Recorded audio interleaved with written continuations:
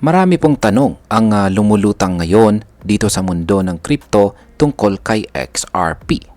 Napakarami ang nagtatanong kung magandang investment pa ba itong si XRP ngayon. Habang pababa ang market momentum ni XRP, mas lalong nagiging mainit po ang usapan. May mga analyst na nagsasabing may potential pa siya, habang ang iba naman ay nag-aalangan na. Kaya sa video na ito ay himay-himayin po natin ang iba't ibang pananaw ng mga eksperto tungkol sa kasalukuyang galaw ni XRP.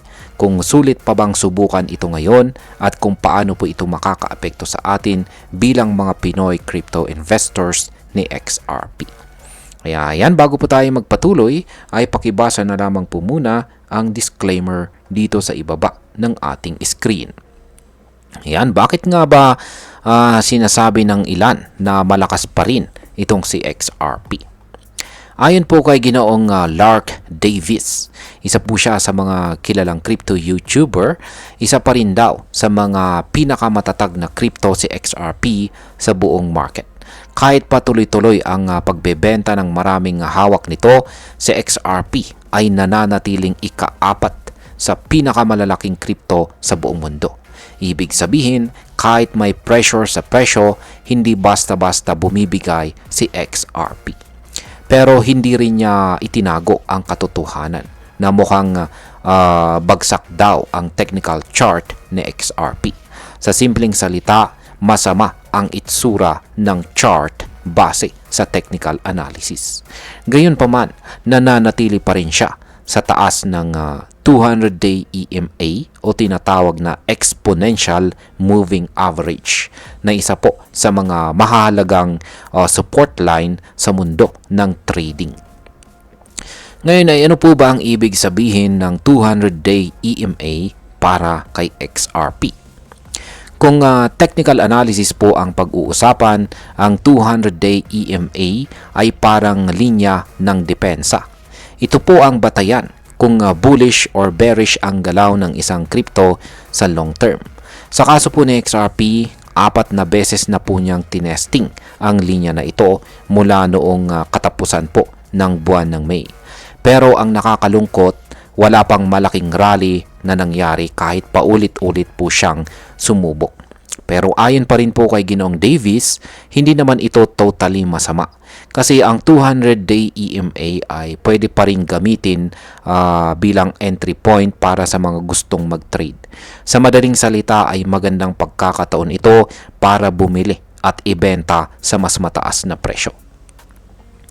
Ngayon ay dapat bang bumili ng XRP ngayon para sa long-term hold? Ayan. Ngayon, para naman po sa mga gustong mag-hold ng XRP ng pangmatagalan, medyo nababahala itong si Ginoong Davis. Sabi niya kung siya ang tatanungin, bibili lang siya ng malaking halaga ng XRP ngayon para lang ibenta sa panahon na maglabas ng balita ang SEC tungkol sa ETF approval.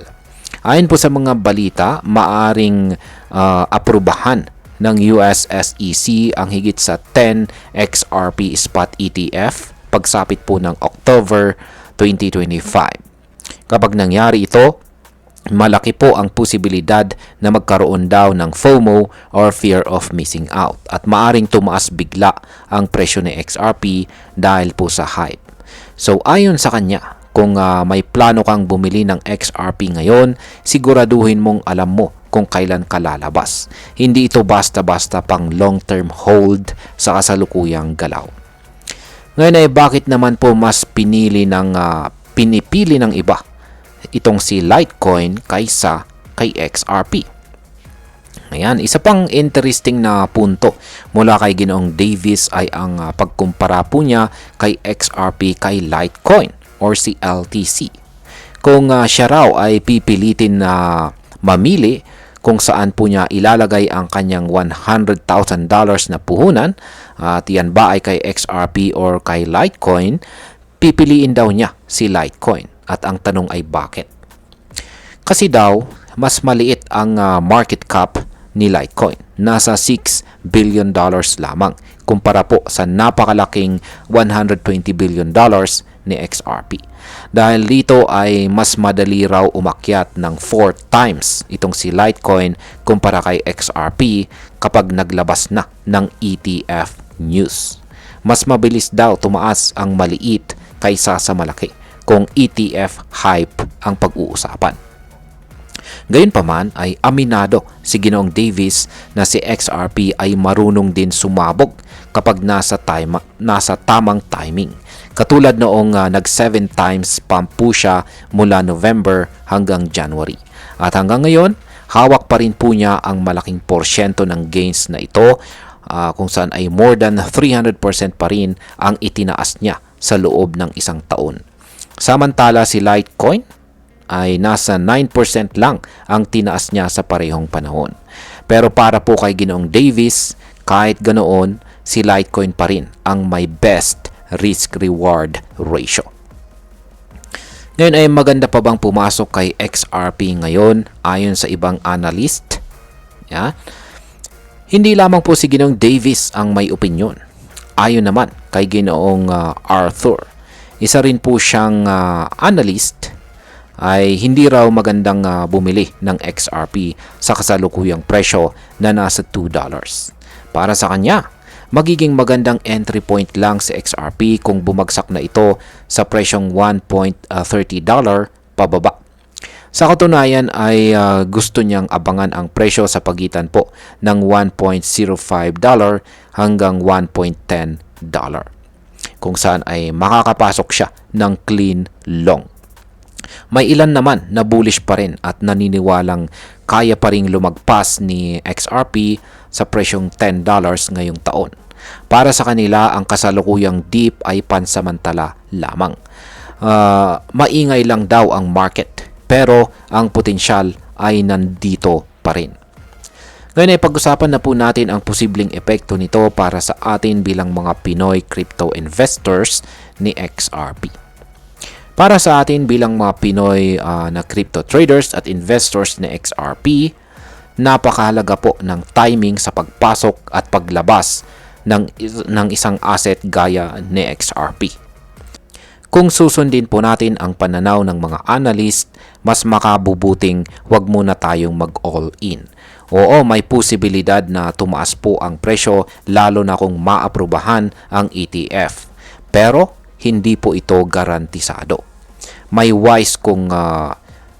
wise po kung maglaan tayo ng maliit na porsyento ng ating portfolio para kay XRP habang inaabangan po natin ang tamang entry point gaya ng nabanggit sa mga technical charts. Kung ikaw po ay long-term holder, siguraduhin mong may exit plan ka kung sakaling umakyat na nga ang presyo dahil po sa ETF hype. Ngayon ay bilang panghuli ay ang masasabi ko naman tungkol dito ay para sa akin si XRP ay parang matandang mandirigma na matagal nang lumalaban sa crypto battlefield. Hindi po siya mabilis gumalaw, pero kapag gumalaw siya, ramdam mo. Kaya hindi po siya dapat baliwalain, pero dapat din nating tanggapin na ang kanyang market cap ay napakalaki na. Kaya hindi na po siya kasing explosive ng mga mas maliliit na coin. Kung may ETF news, pwedeng tumaas po ang presyo.